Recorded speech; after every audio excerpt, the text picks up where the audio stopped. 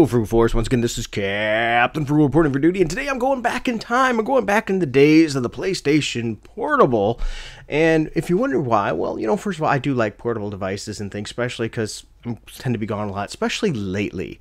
I've been taking care of my stepfather, and it means I've been spending a lot of time at his house, and while I'm waiting for him to eat and things like that, you know, I like to play a game then to pass the time, or as I've been sitting in the hospital a lot with him lately, and now he's just transitioned into a nursing home, hopefully long term, just to get the care he needs. But he's, you know, you think, well, why didn't I talk to him? Well, he's incontinent and things like that. So this gives me an opportunity to play, because otherwise I don't have time to play at home. So I've dug into my portable library, and it was always nice being able to bring something like a PlayStation Portable or a PlayStation Vita, because it's like a full-fledged console in your hands. It really is more powerful than like the Nintendo or anything. Not bagging on Nintendo, they have some excellent games. It was just nice to bring something with this kind of power to it. So anyway, I decided to play Daxter. Now, just for the record, I've never played a single game in the Jak and Daxter series. So if maybe I'm missing something and I really should, let me know in the comments down below. This game was released on March 14th, 2006. The composer was Jamie Scott. The series is, of course, from the Jak and Daxter series. Developer was Ready at Dawn, and the producer was none other than Naughty Dog. So I dived into this game, and let's talk about what I found, shall we? Alright, Jak and Daxter is clearly a platforming game. And I'm okay at platformers. They're not my favorite style game. They're not my least favorite. They're just okay unless there's something really, really special. It takes a platformer to be something uber special for me to really, really, really love it. But one place where this game really excels, in my opinion, is the characterization, which I think is common for the series if I'm not mistaken, but the story scenes, the cutscenes and things are fun. They're entertaining. They keep you informed in the story, and that's a nice little touch there. So I enjoyed the cutscenes in it, the characters in it, how they're different and things, and how each one is their own character. It's not just an easy chop, cut, and mold. But ultimately with the gameplay, there lies part of it. As I said, unless the game is like the most, you know, bombastic thing for a platformer, it's just humdrum, and that's where this game seemed to be for me. Nothing in the platforming seemed to be super spectacular or so awesome that it just blew my mind. You. Now bring me back a nice stack of those gold bug gems, and I'll tell Osmo you've managed better than that last fellow he sent. And right there is probably part of the reason why it seems like the game was constant. You're told to do something and you go run and do it. Now granted, this is all packaged in the premise that Daxter is actually in this Haven City disguised as an exterminator to bust his buddy Jak out of prison. So in the other games, I guess you play Jak and Daxter once again. I haven't played those, so let me know. So I'm getting a really fresh take on this. And the goal of Daxter is to find his buddy there and save the day by saving Jak there. And to do that, he's hiding as an exterminator. I'll need more gold gems than that. See, once again, you have to collect so much and then move to the next level, which that's okay. That's standard platformer fare, but as I said, it didn't really do anything special. Now, one of the positives I can say about this game is that the atmosphere was nice. You go to different places, and each one had a different style and a different feel to it, and that was nice, too. So I really quite enjoyed that. And another thing, if you hear in the background, is the music. I really enjoyed the music to this game. The music was a really nice touch in this game. I think it just was very fitting for the overall tone. So anyway, you go through this game, you're breaking stuff to try to find more stuff too. That way you can keep his weapons up. You get this fly swatter, and eventually you get some other weapons too that you can use that are absolutely essential to the game.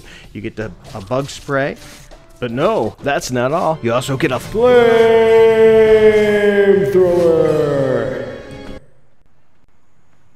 Dry your tears, gorgeous. I have returned. Well, Bug Boy, I see that you're still breathing.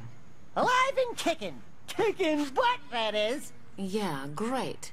Well, you might as well have this. It's a little modification for that sprayer pack. Sweet!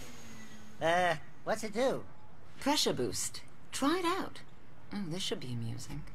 Oh, I can handle the pressure, baby. Ah!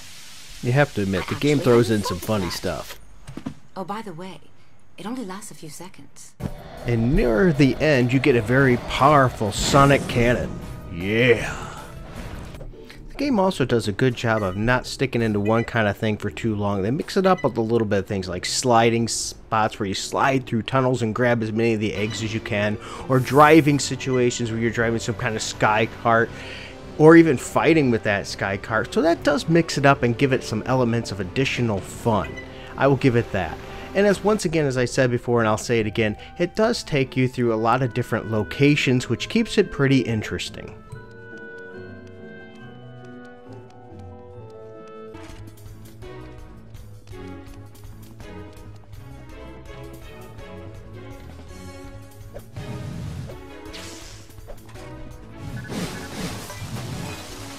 But one area I found this game to really shine was in the boss battles. It wasn't your traditional platformer jump on something 3 times or 3 hits and then they're done. Instead, each boss had its own somewhat unique thing. And then sometimes there'd be multiple stages of how you would beat it. It wouldn't be just one thing, it'd be do one kind of thing and then switch and do something else. And they all look pretty cool and pretty imaginative, which made a nice addition to this game. But one area that I can't say that I enjoyed very much was the mini games. I just didn't really care about the mini games, and I didn't like them very much. They would give you like more health and more things like that by beating the mini games. So you would go to sleep, and they were imaginative. They'd take you into like different kind of movie spin-offs, movie things like that, and let them play that. But a lot of them were pretty much repetitive as hit the right button at the right time, like expansive quick time events, which I really just didn't care for, and it didn't hold my attention. And while I'm speaking about things I didn't care for at all, that didn't keep my attention, this bug game that was included, like a bug battle game that was also in it, I did not care for it at all. I found it sluggish, boring. It really just didn't show me anything that made me want to play it. Alright, Frugal Force, so there we go. That's my thoughts on this game. So overall, here's what I'd say. I'd give it a positive for the graphics for its time, absolutely. The music, I thought, was absolutely wonderful for this handheld. The platforming, yeah, it was a platformer that did add some new things to it. It had those alternate weapons that you could switch through, like the fly swatter, the bug spray, the flamethrower, the sonic cannon. Sure, you could float and fly like with a jetpack for a limited time, all which added to the game. But ultimately, nothing besides that much really just maybe wowed me. Everything was just okay. It was an okay game. Now, maybe it's because I've never played Jak and Daxter before that maybe I'm leaning too hard on this, or I don't know what to expect, or I'm missing some Easter eggs and things that go to the series that would wow me. That's very possible. And if so, please let me know that in the comments. I would love to know that. But overall, it was just an okay game. Nothing ever hit that spectacular, ooh, I have to play this, I need to go back and play it again. They do try to add some replayability by making it so you can collect all the eggs and things like that, but I just found myself enjoying it just enough to play through it, but not enough to care to go back and try to 100% it and complete it. So overall, I give this game a C+, nothing spectacular, but nothing really bad either. There was some frustrating elements, whether you're going through like tunnels and things where you had to do very quick movements and it'd set you way back if you missed one, which was more memorization than actually timing and play. Which maybe that brought it down a little bit for me because it did get a little frustrating at times, but there was some other elements that kept it fresh and continuously going. So I don't think you're going to waste your money on this game if you find it for a couple bucks, because you could find this game for $3 and under at used game stores. I think I found my copy for 99 cents, so it's not like I lost any money, and I don't think you will either. So if you like Jak and Daxter, go for it. If not, you might want to hold off and try a Jak and Daxter game rather than just Daxter, but that's not your opinion, that's mine, and I would love to hear yours in the comments below. So thanks for watching this video, and until next time, keep it frugal. Jak, that's it! Hang on, buddy! I gotta go, Toots. Talk to you later. I mean, over and out. I mean, 10-4, or whatever. Thanks for sticking with me through this. If you don't mind and you enjoy videos like this, please be sure to hit that like and subscribe, and even bigger, hit that notifications bell, because evidently that means a lot. Also, if you find yourself in the position that you can help the channel and you want to, you say, hey, I like this stuff. If you don't mind, go down to the info bar down below. We have a link for our Patreon, which you can join our Patreon for as little as $1 a month, which gets you special posts that are only for the patrons. So sometimes I do Frugal Force videos that are patron only, or special versions of videos. I also do random Frugal Force giveaways where I just take a random person out there with a random number generator. It selects who it is, and I send them stuff, whether it be games or comic books or both, whoever knows.